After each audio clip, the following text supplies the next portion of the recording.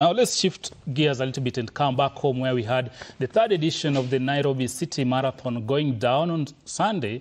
Of course, that race came to you live on Citizen TV, and those are the pictures. Isi, I'll begin with you on this at the third edition, and of course we saw Eliud Mugut winning the main race. That's the men's 42 kilometers. What's basically your take home from the performances you saw on Sunday?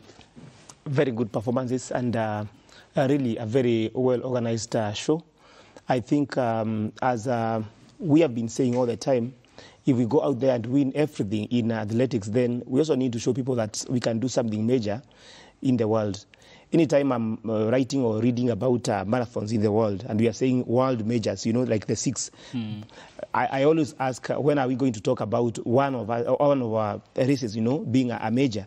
And I think being the very first years of Nairobi City Marathon, we are doing so well.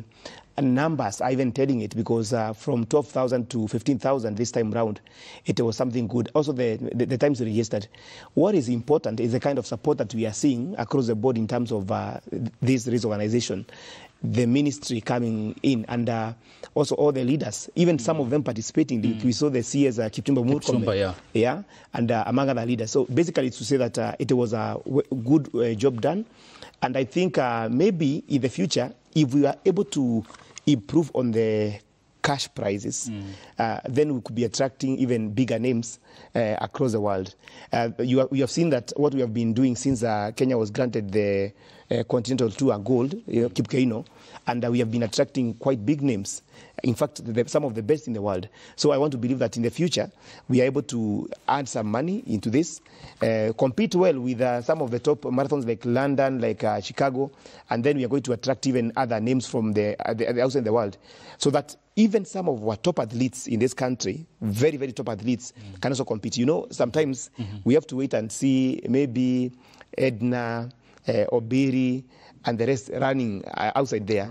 But I dream for a day when we can see them running here. But the start is so good, we can't complain. I think so far so good. Kenya, probably you'll wrap it up for us. Okay. You didn't run yourself. I don't know whether you did in high school, but what's your take home from that? Maybe I'm running away from life. It was a good event. I'm not going to repeat what Isi has said, but I took concern with what I saw within the city itself. You know, last year we were privileged with Zita Jimoy to go to Ethiopia for the Great Ethiopian Run. Oh, yes. The city came to a standstill. But what I noticed yesterday is so many people were just going about their business. They were not even aware that there is the Nairobi City Marathon. So I think there needs to be more needs to be done in terms of publicity, in terms of also owning it, and cultivating a culture where the whole city embraces the marathon. That is also going to grow the stage of the marathon. But it was well organized. The stipulated times, that is from the start to when it was supposed to end, were duly followed. Proper traffic organization. It was a very successful event. And I think if we can get more money into that, definitely it's going to attract big names. The big names. Because what was happening yesterday, Mary Ngugi was winning abroad while we have our own Nairobi City Marathon happening, which could mean now in future we can bring all those local stars competing here in Kenya. Yeah. Shitera, in just a minute, were you part of the production crew? He was here with me. You see, the publicity, I think this is the third year running, and I think Citizen TV and the whole Royal Media Services has done a good job.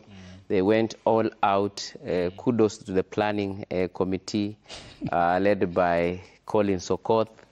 They did a good job. The production team were here by 3 a.m. So that shows you the commitment on the other side, probably not on the road. But again, I believe that having new talent in such marathons, let Obiris concentrate with where money is, but we can say we are having a start. 3.5 million. It's a good start. Okay. So going forward, I think we will grow it. By the time we reach the 10th edition, it will be a big thing in Africa. Yani mtu anakimbia 1 hour anapewa pesa ambayo anacheza ligi. But I'm trained for how long for that day? Mtu anacheza ligi mzima anapewa. So anyway, marketing. Anyway, yes. Let's go to the 10th year bash or anniversary as they call it. And 4-time Kenya Women's Premier League champions Vihiga Queens celebrated their 10-year anniversary with a series of friendly matches at the Umia Sports Complex as they gear up for the new season. And as Lukman Mahmoud reports, the team also held a gala night to celebrate the milestone.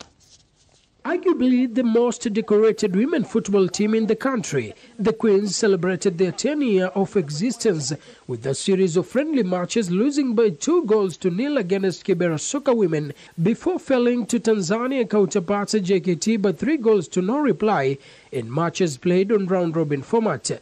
In other tournament fixtures, Kibera Soccer drew 1-1 against JKT. Other than the league conquest, Queens participated in the inaugural CAF Champions League held in Egypt in 2021 and is the only Kenyan outfit to attain the feat. Speaking at the team's gala held to mark the celebrations, head coach Boniface Nyamunyamu said their aim is to reclaim the league title.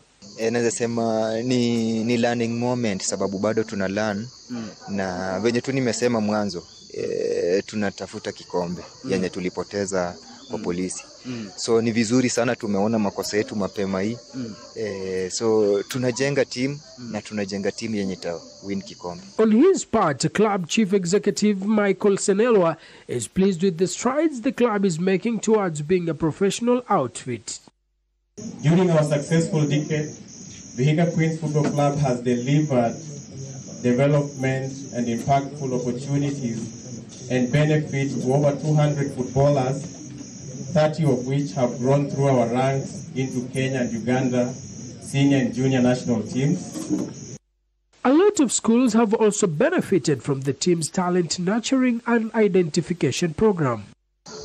Vihiga Queens wamekuwa na msaada sana, wamekuwa kituma makocha wao shuleni kwetu wakitusaidia katika kuandaa timu ya shule na vile vile hata wametusaidia na vifaa vya kucheza kama vile mpira, viatu na vitu vingine. Vihiga Queens will kick off their 2024-2025 league campaign against FKF Cup Women Champions Ulinzi Starlets.